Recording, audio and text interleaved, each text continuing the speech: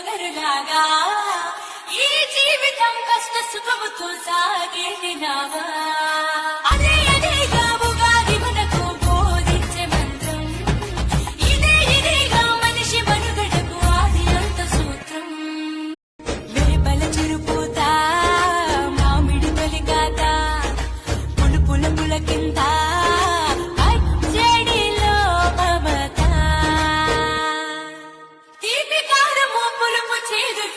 పువ్వగరులాగా ఈ జీవితం కష్ట సుఖముతో సాగేనావా అదే అదేగా